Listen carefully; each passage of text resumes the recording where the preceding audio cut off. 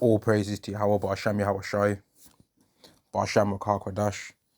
Double honors to the apostles and the elders of Great Millstone, and Shalom to the Israel of God. All right, Shalom to the Israel of God, man. And this is gonna be a lesson on how the new covenant is gonna give the Israelites continual access to Yahweh's blessings. Right, and I'm gonna read what the blessings are first. 1 second, Salakia. This is Deuteronomy chapter 28 and verse 1. And it shall come to pass, if thou shalt hearken diligently unto the voice of Yahweh thy power, to observe and to do all his commandments which are commanded this day, that Yahweh thy power will set thee on high above all nations of the earth, and all these blessings shall come on thee and overtake thee, if thou shalt hearken unto the voice of Yahweh thy power. Blessed shalt thou be in the city, and blessed shalt thou be in the field. Blessed shall be the fruit of thy body, and the fruit of thy ground, and the fruit of thy cattle, the increase of thy kind, and the flocks of thy sheep. Blessed shall be thy basket and thy store. Blessed shalt be thou when thou comest in, and blessed shalt thou be when thou goest out. Yahweh shall cause thine enemies that rise up against thee to be smitten before thy face. They shall come out against thee one way, and flee before thee 7 ways. Yahweh shall command the blessing upon thee in thy storehouses, and in all that thou settest thy hand unto do. And he shall bless thee in the land which Yahweh thy power giveth thee. Now, I've read a few of the blessings, right? Which there's not many more, to be honest with you, because there ain't no need necessarily for there to be any more, right? Because Yahweh's made a beautiful life simple, right? The ways to live peacefully on the earth, Yahweh's made a simple and narrow way, whereas men have picked out many wicked inventions, right? But all of these things that I read already, the reason why the Israelites are not able to do these things goes towards what Paul said, man. Right? It goes towards one of the points that Paul was making when he was writing all these different letters to all these different Israelites and all these different places on this earth, man. And one of the things he said to the Romans was this. Romans chapter 7, the Israelites in Rome. I mean, by the way, Romans chapter 7 and verse 19, for the good that I would do, for the good that I do not, but the evil which I would not, that I do. Now if I do that which I would, Salakia, now if I do that I would not, it is no more I that do it, but sin that dwelleth in me. I find in the law that when I would do good, evil is present with me, and that means pretty much like when we're doing the right thing, right? The mind and the body is still desirous to do a wicked thing. And even though we haven't actually, we in a situation we actually don't do the wicked thing or don't do the wrong thing, our mind, because this body is wicked, actually might have been desirous to do the wrong thing. Example, let's say you go to a store, right? And you could have stole something, but you decide not to steal it and pay because you've got the money and you want to pay and you want to not be a thief, right? Well, you still might have desired to steal. Another example, let's say you don't commit adultery with another man's wife, right? And you don't sleep with the next man's woman, right? You still may have desired to in your mind, right? Your flesh may still have desired to commit that adultery, but you don't do it. So even though you actually do the right thing, the thought process of you wanting to do the wrong thing was still there. Whereas in the kingdom, under the new covenant, the thought process to want to do the wrong thing is not going to be there. We're not going to want to do the wrong thing. We're only going to do the right thing. You see what I mean? The right thing is the only thing that we're going to do in that time. Being wicked is something that we're not going to do. We're going to be good all the time. Right? That's one of the sayings that is in the world. God is good all the time. Well, we're going to be good all the time under the kingdom. I mean, under the new covenant. Verse 22, for I delight in the law of God after the inward man, but I see another law in my members warring against the law of my mind and bringing me into the captivity of the law which is in my members. O wretched man that I am, who shall deliver me from the body of this death? And the person that's going to deliver us is Yahweh Shai. And that's why it says in the scriptures For our conversation is in heaven, from whence we also look for the Lord, the Saviour, Yahweh Shai HaMashiach, who shall change our vile body, that it may be fashioned like unto his glorious body, according to the working whereby he is able even to subdue all things unto himself. And that's from Philippians chapter 3, verse 20 to verse 21. Verse 25, I thank Yahweh through Yahweh Shai HaMashiach our Lord. So then with myself I serve the law of Yahweh. Excuse me, so then with my mind I serve the law of Yahweh, with the flesh the law of sin. Right now, let me go back to let me go to what the new covenant actually is in the first place, right? And show that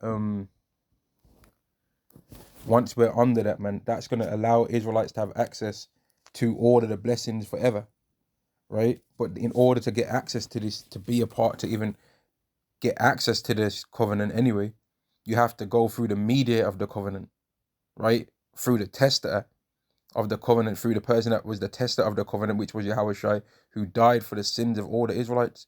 That's the way you get access now into the covenant, man, into this new covenant that's going to be established. It's not through you saying you don't rate Hebrew Israelite camps. Yet all the people out there that are saying they don't rate no Hebrew Israelite camps, the reason why they know that they're an Israelite in the first place is because of the Hebrew Israelite camps. And this is a side note now on this topic, because it's quite annoying and disrespectful that so many Israelites out there are saying things about the people that Yahweh made have the spirit to go out and teach the word, right? Because they're burning out camps, right? But imagine a company, right, that now only does online deliveries, right? But at one time, they had to have people that did it over the phone, and you called up over the phone. And now that the company's got a bigger reputation and now is doing things more internationally, the people that are newcomers late to it are trying to burn out the original foundation of what started off a particular company, right? When that part of the company would have never existed without the initial groundwork. So all you people out there that are burning out Hebrew Israelite camps, right? Why do you even know you're an Israelite? That's the thing about it.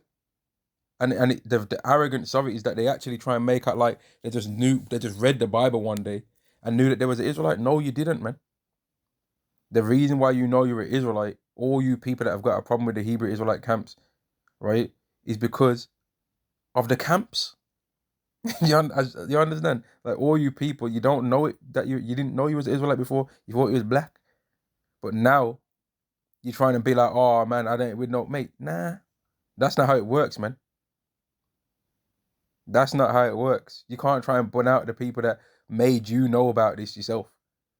That's disrespectful, man. That's what an N-word will do, man. But back to this, Jeremiah chapter 31. I just had to say that, man, because it's proper bugged out to me that people say these things when the reason why they even know they're an Israelite in the first place and know all those scriptures that they read, right, is because of the same people that they're talking about. It's crazy. And then they think they can try and take certain parts of the doctrine and use it for their self, but then try and ignore where they actually heard it from. Nah, that's not a genuine person that would be like that, man. That's stupid. That's a real evil individual that would do something like that, man. Jeremiah chapter 31 and verse 31, behold, the days come, saith Yahweh, that I will make a new covenant with the house of Israel and with the house of Judah, not according to the covenant that I made with their fathers in the day that I took them by the hand to bring them out of the land of Egypt, which my covenant they break, although I was a husband unto them, saith Yahweh. But this shall be the covenant that I'll make with the house of Israel after those days, saith Yahweh. I'll put my law in their inward parts and write it in their hearts, and I will be their God, and they shall be my people. Right? So the Israelites are going to have access to the law permanently. They're going to have the laws as part of their DNA, if you want to say it like that, man. The same way how there's certain animals that people see and they're like, okay, these animals can do these certain things, and it's just natural for them to be like that. That's how people are going to look at Israelites. It's going to be known within an Israelite that they do not eat pork. It's like an Israelite's going to become a creature that you could watch on like a National Geographic or something like that, and it would just be established that they don't do these certain things ever. they never do them. An Israelite never eats pork. An Israelite never sleeps with another man's wife. An Israelite is never covetous, right? An Israelite never bearing false witness. An Israelite never a talebearer, right? An Israelite never is lying, cheating, or stealing. An Israelite is never committing murder, right? An Israelite is never no rainbow and flower activist, alphabeting and rainbowing up the scene. The Israelites were never proud no more. That's what is going to be seen among the Israelites, man. Which now takes me to this scripture here. Because this scripture even is really a future prophecy, really. Deuteronomy chapter 4 and verse 5. Behold, I have taught you statutes and judgments, even as Yahweh my power commanded me, that you should do so in the land whither you go to possess it. Keep therefore and do them, for this is your wisdom and your understanding in the sight of the nations, which shall hear all these statutes and say, surely this great nation is a wise and understanding people. Now, this thing that I just read there is going to ultimately be fulfilled when this prophecy takes place.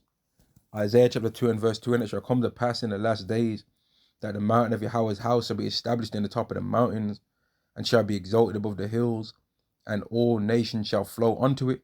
And many people shall go and say, come ye and let us go up to the mountain of Yahweh, to the house of the power of Jacob, and he will teach us of his ways, and we will walk in his paths.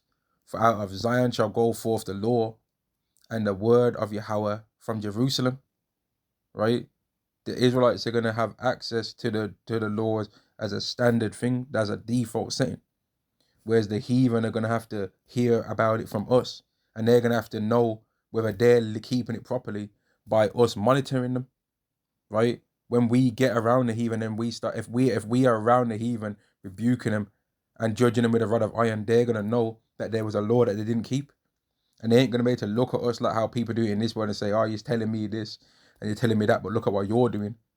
Because when they look at what we're doing, we're going to not have no faults. There ain't going to be nothing that they're going to be able to say, oh, look at what we're doing, like how it is in this world. We've got hypocritical rulers over here that are telling you not to be a criminal while they're the biggest criminal in the room. We're going to be telling people not to be a criminal, right? And being a criminal is going to be breaking Yahweh's commandments in the kingdom. That's what's going to make you a criminal. It's not going to be that you are some alphabet and rainbow person, yeah? But you don't rob and steal. So you're considered a good person in this world. And people say, oh, you're not harming anyone. It's two consented adults and that. No, that's not a good person in the kingdom of heaven. In this world, it can be considered a good person, right?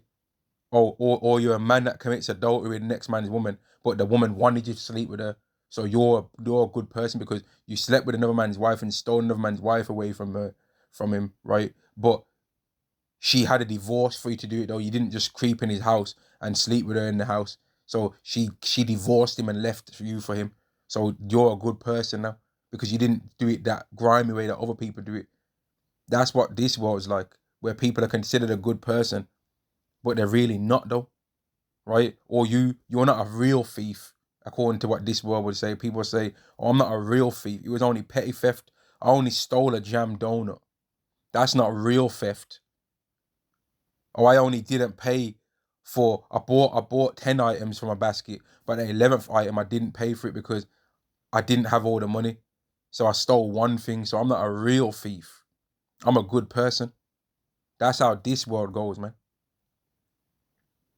You got women out there poisoning their husbands with fentanyl tablets and all kind of stuff in this world, but then they think that they're good people. And when you pass these people on the street, they look like the people that get all the praise in this world, man.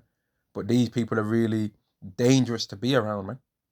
But then people look at us in this world that are seeking Yahweh's righteousness and want the kingdom of heaven and want to be under the new covenant, and they'll try and make out like we're bad people. Verse 4, and he shall judge among the nations and shall rebuke many people. Right? That's what we're going to be doing when we're in the kingdom. We're going to be watching over these heathen and making sure that they are not breaking the laws, man, because Yahweh wants a righteous world. And them damaging the world, them breaking Yahweh's laws will actually make the world worse for us because we live on the earth too. So we ain't gonna be able to allow them to try and do their own thing flowing around the earth, right? trying to sin it up, because there'll be 17 nations on the earth. Well, excuse me, there's 18 nations right now in the kingdom of heaven. After 1,000 years, Esau is going to be destroyed. So that's going to make 17 nations. But there's only been one nation that's keeping all the laws perfectly, right?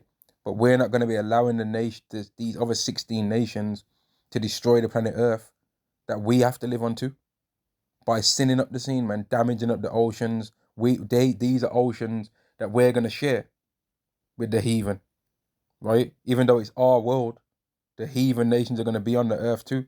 And we ain't going to allow them to destroy the earth that Yahweh gave us for an inheritance, because the world was made for our sakes, man. And that's why these people need to be ruled over like this, because they need it, man. Because look at what's happened when they're given their freedom. Look at how crazy the world is right now. Look at how mad it is. And they shall judge among the nations and shall rebuke many people, and they shall beat their swords into plowshares and their spears into pruning hooks. Nation shall not lift up sword against nation, neither shall they learn war anymore. Right? That's what needs to happen, man. This is what we're waiting for, man. And the new covenant, like I said before, gives the Israelites continual access to the blessings. That's what the new covenant is going to do. For those that might not know, the new covenant is going to give the Israelites continual access to do the things that are mentioned in Deuteronomy 28, verse 1, all the way up to verse 14, which I'll read the last bits as well. This is Deuteronomy chapter 28 and verse 9. Yahweh shall establish thee an holy people unto himself, as he hath sworn unto thee, if thou shalt keep the commandments of Yahweh thy power, and walk in his ways. So that's going to be fulfilled under the new covenant. And all the people of the earth shall see that thou art called by the name of Yahweh, and they shall be afraid of thee. So that's going to be established on the earth. These heathen are not going to be proud. Like people talking about, the heathen are going to roll up in the kingdom of heaven and start trying to overtake us. No, they're not. They're going to be afraid of us. It says it right there. When we're under the new covenant, they're going to be afraid of us. Verse 11, and Yahweh shall make thee a perpetual, and Yahweh shall make thee plenteous in goods, in the fruit of thy body, and in the fruit of thy cattle, and in the fruit of thy ground, in the land which Yahweh sware unto thy fathers to give thee.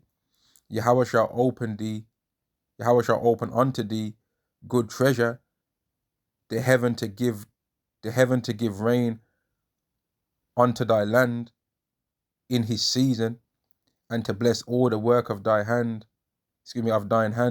and thou shalt lend unto many nations, and shalt not borrow. Right? Which right now, that's not the situation, man. Right now, you got Israelites doing the most for a slimy record deal from Esau, right? Just doing the most, man. People doing absolute dumb things in this world, right? And we have to go to a dumb Edomite, man. We have to go to a dumb Edomite or a dirty, stinking heathen for a job, right? When we're better than them, and then it seems like a situation where you be like, well, we're living in a situation where we know that we're better than these people, and yet at the same time we have to go to people that we're better than for our whole survival. You know what that does to a person's mind, to understand that you can't survive without the people that you don't like. You know what I mean? That's will cause damage to your brain if you didn't understand the reasoning why. Which is why a lot of Jakes are cooning. Which is why a lot of people are through begging Esau, man, praising up Esau, when all the things, way how he's got everything in his life is by criminal activity. And then they'll praise Esau for the position that he's in right now, but then they'll mock the black community for committing crimes. But the foundation of how the so-called white race got all the things that they did was crimes. And then when you point out the crimes, they say, "Oh, but your people sold each other to slavery," as if even if it was true, which is not, by the way, but as if even if that was true, that would somehow justify all the wickedness. You know what I mean? That wouldn't justify the wickedness that you did, even if that was true, which is not. And that's why we're desirous of the new covenant, man. We want to be under the new covenant, which has not taken place yet, man. It's not activated yet. But people say it is, but it's not, though. Verse 13, and Yahweh shall make thee the head and not the tail. and thou shalt be above only. Right? So in every situation on the earth, we're gonna be the best. Whereas right now it's not that. Right now we're not really the top of anything. Okay, you can say sports, right? But then the heathen still the heathen still get more out of the sports thing than us. To be honest with you, they still get more out of it than us. Okay, the few little athletes that they got a career out of it and all that, but after their careers, they're through. LeBron James' son now is playing basketball with him on the court, and people are looking at that like, oh, that's a good thing. That's actually not a good thing in my opinion, right? Because LeBron would have hoped to be having access to the team to where his son can now stand and thing where they can have their own league and all that kind of stuff. That would have been more better than for his son to just play in the league as well. That would have been better if you ask me. Than for them both to just become basketball players. And then what? Now LeBron James' son becomes a basketball player when he's older. And then now they just become a family of basketball players. That ain't really no real kind of legacy, to be honest with you. Because what if they end up getting an ACL tear? Then what? Whereas the people that own the league, they don't have to worry about dribble drills. They just leave that to you, Jakes. And they're just collecting in all the money from you sweating up yourself, getting 7 foot plus people jumping all up over you, banging into you. You know what I mean? But in the kingdom, we're going to be above only. And thou shalt not be beneath, if thou hearken unto the commandments of Yahweh thy power, which I commanded this day to observe and to do them. So that's a thing that we can be looking forward to in the kingdom as well, man. That we're going to be above. Verse 14, and thou shalt not go aside from any of thy words, which I command thee this day, to the right or to the left, to go after other gods to serve them. But we did do that though. And that's why we're not in the top, man. But the new covenant, which is what the purpose of this video is, and I wanted to just make this point, the new covenant gives the Israelites continual access to the blessings of the Lord, man. Right? That's what the new covenant is going to do. That's why it's a thing that matters so much, man. That's the everlasting covenant that cannot be broken. And on that, I'm going to say shalom to the nation of Israel. Shalom to the Israel of God. Shalom.